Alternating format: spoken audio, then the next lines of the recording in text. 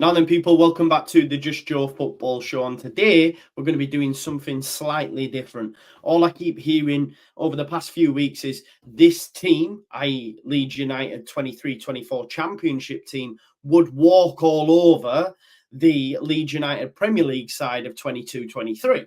So what I wanted to do is just have a look at both of them sides. I think for me, I would say the Championship side would beat them, just not least because of the manager and the tactics that would have. So that for me isn't even in question. So what I wanted to do was build a combined 11 of the EFL team and the Premier League team over the last two seasons, just to see how many of these Championship stalwarts, if you like, would get into that Premier League side.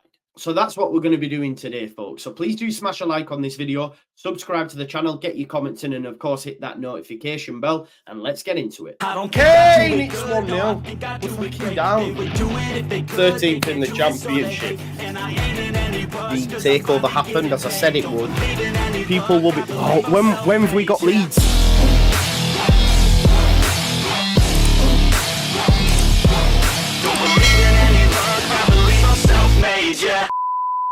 So, folks, first of all, what I want to do is just share with you some stats from last season. So, basically, what you can see on your screen now is last season's Premier League side and the amount of appearances that they've clocked up. And I've tried to position people based on how many appearances. I don't think it's fair for us to sit here and have a conversation of, say, last season's right back in Luke Ayling versus Jed Spence, because Jed Spence has barely played. So we're going to be looking at Archie Gray, for example. So as you can see here, what I've done is come up with an 11 that basically appeared the most during that Premier League season. So in goal, you've got Meslier, Ayling at right back, centre back partnership of Max Vober and Robin Koch, Pascal Struijk at left back.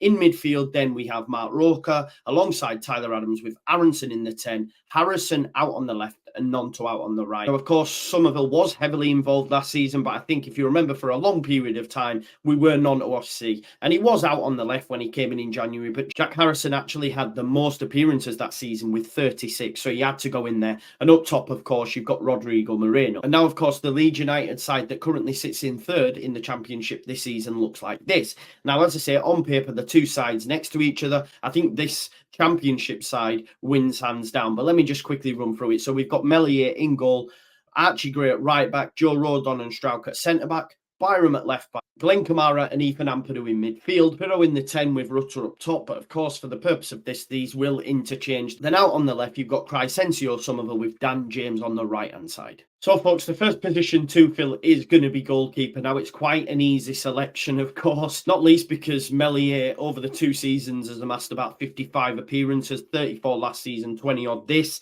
Of course, you could throw Joe Robles in the mix, although he only did appear 4 times. And no doubt there are some Meslier haters that'll be watching this and say, yeah, I'm still up for Joe Robles, but they're the only two keepers we can really have a discussion about. So for me, the first player in this combined 11 would be Ilya Meslier, which moves us on nicely to the right back. Now, you know, I'm a massive fan of Archie Gray. Of course, you've got Jed Spence, but again, he hasn't played all season. We're not even going to throw Rasmus Christensen into the conversation. For me, arguably the worst fullback the Premier League has ever seen, and probably Serie A has ever seen. He needs to go back to Austria or to like the 7th tier of English football to find his level, for me personally. Like, Denmark must be so poor at right back, because the fact that this guy has international caps blows my mind. But look, I am going to select Luke Ayling, and I promise you, this is nothing to do with me loving the old guard. Please try take that out. I'm trying to be objective. Main position is right back. Of course, it's Luke Ayling. What does he bring to the team? Well, he also adds goals and assists. In the Premier League, he had 3 goal involvements, 2 goals, 1 assist, and he's even got goal involvements this season with 1 goal and 1 assist in just a mere 12 appearances in the Championship this season. If you compare that with Archie Gray, for example, he's got 1 assist and has made 20 appearances. Now, I know your fullback is there to defend, and Luke Ayling, as his career is coming to an end, has definitely become worse. That's not even a debate. But if I'm building a combined 11 of the Premier League side and this Championship side, Luke Ayling has to go in there for me. Now, of course, if Spencer's got more minutes, it's probably not even a question we're going to entertain. But Archie Gray, as good as he is at right back, isn't going to probably see his long-term position there. And I know this isn't going to go down well, but for me, the combined 11 is going to have Luke Ayling at right back. Now, at right centre-back, we have 2 options. We've got Joe Rodon and we've got Robin Cock, or Robin Flaccid, as I like to call him. This guy had nothing going for him other than he had a decent tash. I thought he was absolutely pants. I can't remember many good games he had, even in his first season. He was supposed to be this sort of like DM centre-back hybrid. I was never a big fan of his. And Joe rode on his levels above him. So again, it's another easy selection for me. Now at left centre-back, there's many names you could throw in the hat, not least Liam Cooper. You've got Pascal Struijk as well, who Jesse Marsch played at left-back, if you remember, during the Premier League season. And you've also got Max Wober. Now, Max Wober, for me, again, was another Pontus Jansson. People forgave his footballing ability because he beat his chest. I mean, there was an half-decent player in there. He didn't just beat his chest and that's all he brought to the party, like Rasmus Christensen. So at times he did do things well, but I don't think you can compare his on-ball ability with someone like Pascal Struijk. One of the worst things Jesse Marsch did was put Pascal Struijk at left-back. Yes, he did okay there, but it took him a while to adjust playing back at centre-back and hammered the confidence of the lad personally for me. And we're seeing, under Daniel Farke, the player that we all thought he was when Bielsa had him. Isn't it amazing what coaches can do with certain players? And the biggest flex of all has to be that he's our current club captain. I think for me, okay, the level's nowhere near the same, but as a partnership, they both complement each other so much better than ever Koch and Cooper did, or Koch and Wober, or whoever you like to throw in that mix. So again, I honestly think it's quite an easy selection. At left centre-back is Pascal Struijk, which of course as well makes it an easy selection for left-back, because the person who got the majority of minutes at left-back for Leeds United under Jesse in that Premier League season was Struijk. He's playing at centre-back. So it has to be Sam Byram. Listen, the mad thing is, this was supposed to be juniors level. You can have a conversation about him. He had a good little spell under Grazia, but again, even that good little spell does not compare to what we've seen from Sam Byram this season. So left back slotting in there is this season's Sam Byram. Now into midfield, okay, and this is where it gets a little bit interesting. From last season, okay, we've got Tyler Adams, Mark Roker, Weston McKennie, Adam Forshaw. You could even throw Sam Greenwood in the mix. And at Leeds this season, you've only really got two selections because they play every week. It is, of course, Ethan Ampadu and Glenn Kamara. And I do think there is a case to say that Ampadu and Kamara would be the best option for us to go for in a combined 11. But I am trying to be objective. Mark Roker certainly is a player. We didn't see that player, so he's not going to go in the mix. Weston McKennie, definitely not. You know, he's getting minutes now at Juve, but the guy is lacking for me. The one player that I did enjoy, and again, I'm trying to be objective. We have to try and remove emotion from this, which is a lot harder for me to do than others, as you know, as you can probably see from right back. But Tyler Adams was a great addition to the Leeds United side and great for what we needed at the time.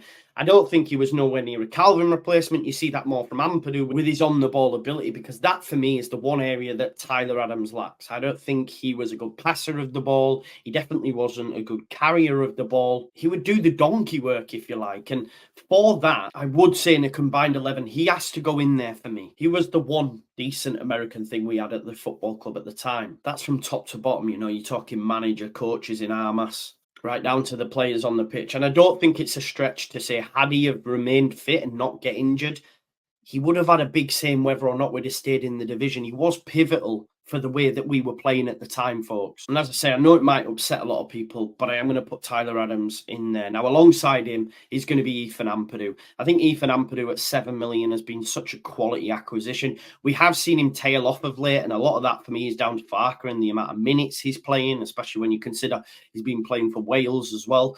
But he's really, really impressed me from minute one in that first game, really, right up until now. Kamara came in later and it's took a while to get up to speed. But if we look at their body of work at Leeds United, I think the perfect selection in midfield between the two sides for me would be Ampadu and Adams. Now, before we move out wide, we'll look at the number 10. Now, of course, this season, Daniel Farke has persisted with starting Rutter in the 9, but his best work comes when he is in the 10. So for the purpose of the 10 position, we are going to look at him within these group of players. And with that in mind, it has to be Rutter. Not the Rutter of Premier League, but the Rutter of the Championship. He's far and above the best creator in the division. Okay, there's a conversation for Keenan Dewsbury Hall, but I think over the course of 46 games, Rutter will have had the better season.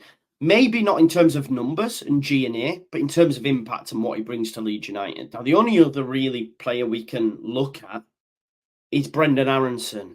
Now, of course, the Medford Messi came in with so much hype.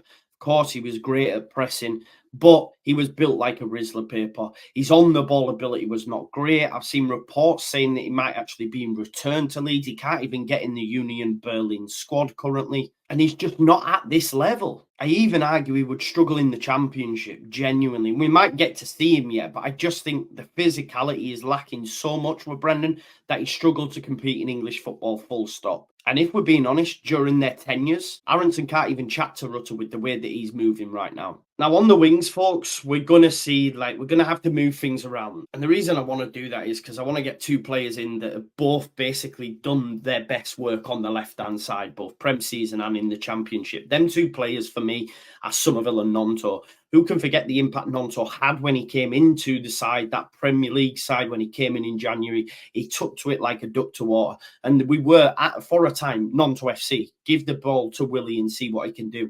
Of course, Somerville had some great moments in the Premier League as well, not least the goal against Liverpool, and has been phenomenal in the Championship out on the left as well. Now, Dan James could stake a claim for his Championship season, but not great in the Prem. Sinistero would have to enter the conversation for a moment as well, but just his body of work and minutes that he's played means he can't be in this discussion for me. So for my wings, you're getting Gnonto Premier League, you're getting Somerville Championship. Have them every which way you want. Just based on where they've been playing for Leeds this season under Farker, I'm going to go Somerville out on the left, Gnonto out on the right. And I'd argue we need to start seeing this in real time in the league as well, which of course only leaves one position, and that's the number 9 now. You've got Patrick Bamford, who's operated in 4 seasons, Joel Pirro, who is a 9, but has been playing as a 10. But the winner has to be Rodrigo. I was never Rodrigo's biggest fan. Obviously, Bielsa used to play him out of position, a little bit like we're seeing now with Farker and Pirro. But the one thing I will say for Jesse is when he did play, that's one thing he got right. Played Rodrigo in the 9, and he had such a great season for Leeds. Towards the end of his tenure, became a bit of a cult hero. He got 13 goals in a Premier League side that got relegated and were rubbish. There's only really one player that can start up top for Leeds United, and that is Rodrigo Moreno. So from back to front, folks, you've got Iliam Meslier in goal, Luke Ayling at right back, Joe Rodon right centre back alongside his current partner Pascal Strout, Sam Byram at left back. The midfield two then of Tyler Adams and Ethan Ampadu. In the 10 is Gio Rutter, out on the left Somerville, right Gnonto, and up top Rodrigo Moreno. I want to know your thoughts in the comments. Please try and be objective, understand why Ayling's in at right back and Tyler Adams is in there as well. Let me know who you would opt for and where I got it right or wrong in the comments. Please do smash a like on this video. I enjoyed putting this one together. Subscribe to the channel, get your comments in and hit that notification bell, and I'll see you in a bit. Peace out. Leeds.